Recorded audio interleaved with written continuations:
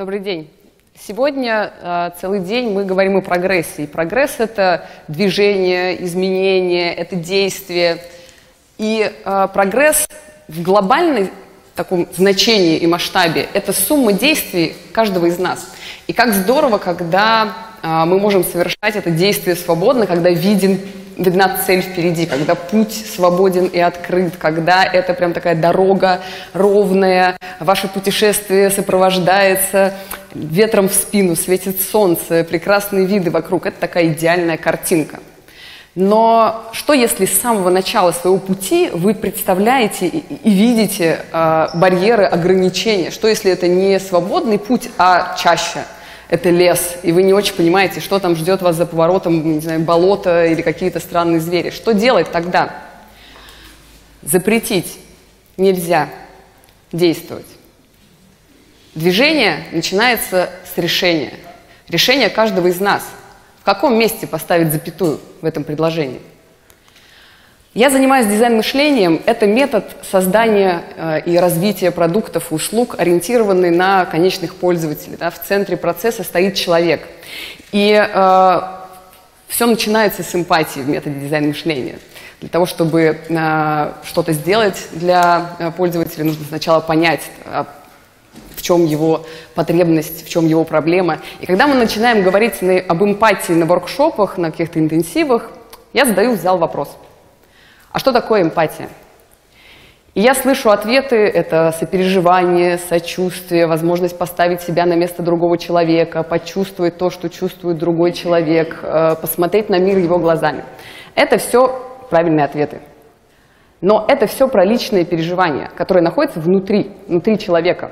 А давайте себе представим, если все в этом зале, все в мире начнут вдруг испытывать эмпатию. Что произойдет? Изменится ли что-то? Или мы просто будем больше переживать? И тогда я выбираю какого-то человека в первом ряду и делаю такое предположение, что этот человек, например, хочет пить. Сейчас оно не очень верное, только что был кофе-брейк, но мы обычно это делаем в момент, когда до кофе-брейка осталось буквально 15 минут. И я говорю о том, что я начинаю испытывать эмпатию. Вот прямо сейчас я сочувствую, сопереживаю, ставлю себя на место этого человека. У меня даже появляется сейчас сухость во рту. Да? То есть вот я прям... И я даже слышу его мысли о том, что вот вроде как хочется воды, но неудобно встать, потому что сидит на первом ряду, и вот спикер тут смотрит на меня. А потом я делаю паузу. И кто-то уже, может, начинает думать о том, что, возможно, что-то не так. Я задаю вопрос: а случилась ли эмпатия? Формально, да. Я же сопереживала, я же сочувствовала, у меня появилась сухость во рту. А что, если эмпатия — это действие? А что, если любое сопереживание не заменит стакана воды, вовремя поданного и принесенного вам? И только через действие объект вашей эмпатии может понять, что к нему эту эмпатию испытали. Только через действие вы сможете понять, что вы поняли правильно того человека, которому эту эмпатию проявили.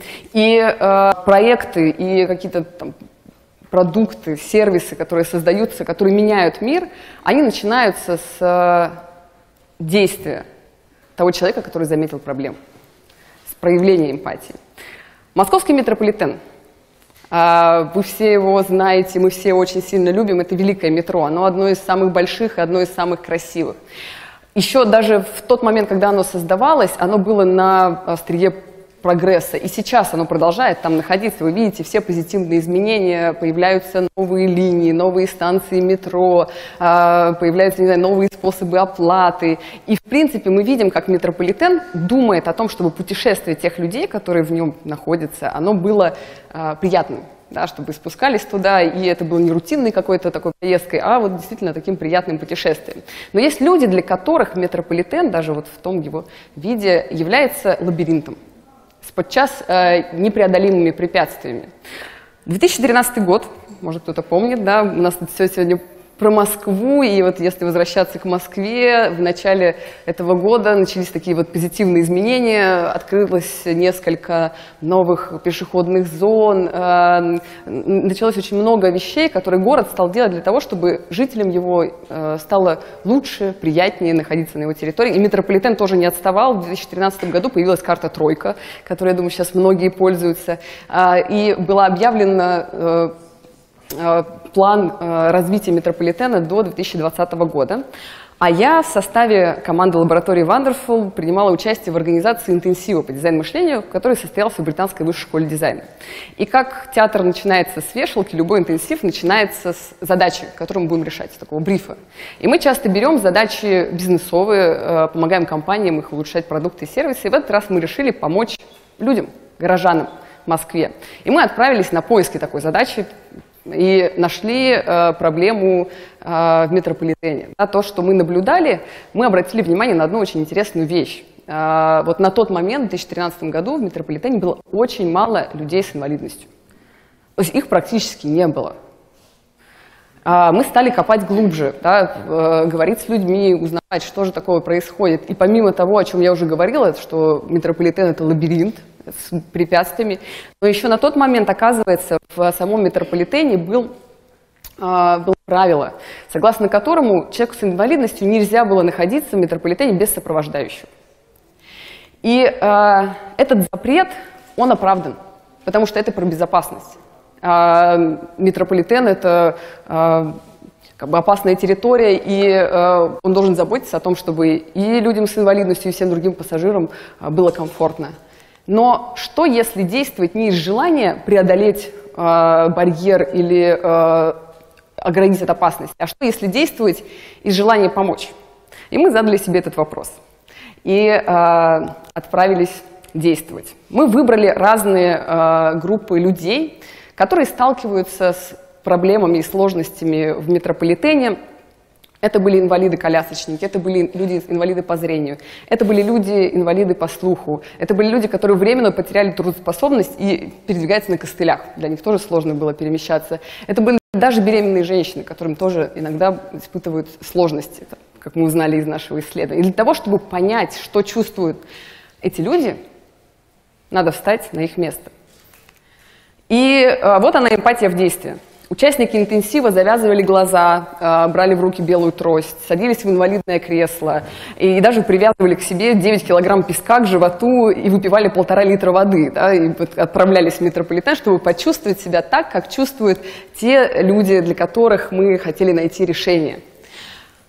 И оказалось, что встать на место другого человека бывает очень страшно. Я была в роли фасилитатора в группе, в которой мы исследовали людей с ограничениями по зрению. И одна девушка, она завязала глаза, взяла в руки белую трость и сделала всего пару шагов вдоль стены, а потом она села на пол и расплакалась.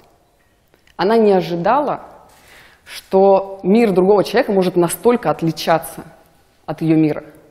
Она не ожидала, что она может чувствовать себя настолько беспомощной. Она не ожидала, что может быть так страшно. И участники интенсива – это очень смелые люди, потому что они преодолели этот страх и бросили вызов запятой в этом предложении. И тут, конечно же, в исследовании мы понимали, что мы встретим большое количество барьеров и ограничений. Изначально мы предполагали, что самым сложным моментом, да, или самым сложным этапом для пользователей метрополитена является эскалатор, ну, как самое травмоопасное место, там, то место, где случается наибольшее количество травм, но это оказалось не совсем правдой. Эмпатия в действии показала, что с эскалатором люди на колясках вообще справляться могут даже самостоятельно, и были такие ребята в нашей группе, но ступеньки, которые можно встретить практически на любой станции, особенно в центре. Это сейчас новые станции строятся с учетом интересов тех людей, которые передвигаются на колясках. Но, к сожалению, центральная часть метрополитена, она так и оборудована ступеньками. И если посмотреть на это глазами того человека, который вот движется на коляске, это реально вот непреодолимый барьер. Но помощь приходит. И люди помогают. Можно попросить помощи у полицейских или у людей, которые рядом проходят мимо. Но этот формат помощи, когда мы говорили с нашими пользователями, все равно оставляет ощущение беспомощности внутри человека.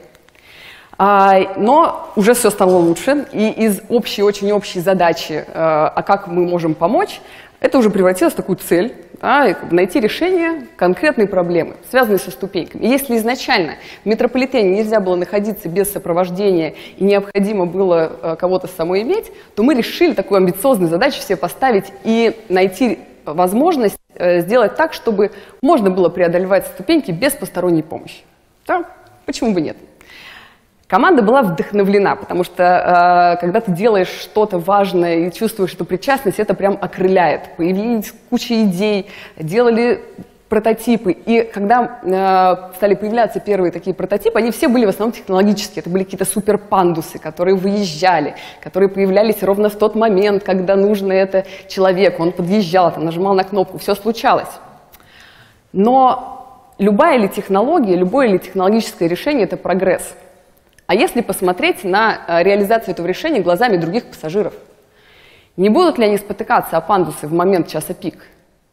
Не будут ли они раздражаться и нервничать, если для одного человека нужно будет остановить все движение и ждать, пока этот пандус разложится? И сколько вообще все это будет стоить? Да, готов ли метрополитен потянуть такое решение? И тут энтузиазм стал угасать. И команда столкнулась с тем, что стало казаться, что невозможно найти решение.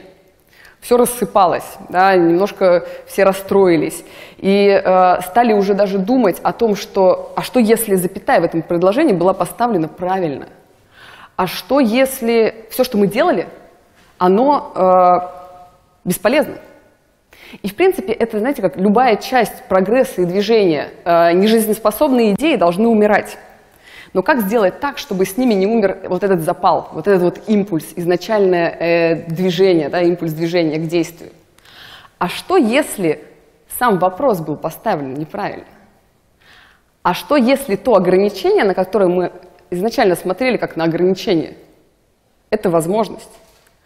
А что если, да, то есть вот ограничение заключалось в том, что невозможно было находиться без сопровождения, а что если не надо убирать сопровождение, а сделать его профессионально? А что если это будет отдельный сервис? Люди с инвалидностью будут попадать из точки А в точку Б точно так же, как это происходит в аэропортах, так же, как люди попадают на самолет. И 14 октября 2013 года в московском метрополитене было создано такое подразделение, было создано Центр обеспечения мобильности пассажиров. Я была очень счастлива узнать, что те идеи, бережливо нами упакованные и переданные в департамент транспорта, одна из них была реализована. И решение это помогло не только инвалидам-колясочникам, но и людям с белой тростью, но и людям с тяжелым багажом, мамам с колясками. И они даже сопровождают группы школьников. И делают это профессионально, с удовольствием, понимая и учитывая особенности тех людей, которым им приходится помогать. Невозможно – это страшное и опасное слово, потому что оно может убить любую идею, оно может убить движение, оно может убить импульс, оно может остановить прогресс. Невозможно – заразное слово, потому что если вы чувствуете эту невозможность, передаете друг другу информацию, и все вокруг вдруг начинают коллективно бездействовать, потому что это невозможно. И это коллективное бездействие, стагнация, вполне возможно приведет к смерти. Как выйти отсюда, из этого состояния? Всего два вопроса. И эти вопросы вы можете задать сами, индивидуально. Из этого бездействия невозможно выйти всем вместе сразу. Как я могу помочь? То есть направление движения и желание помочь. И а что если? Позволит вам посмотреть на ситуацию сверху, увидеть те проблемы и ограничения и понять, что, возможно, это ограничение и есть решение, и есть возможность. Спасибо.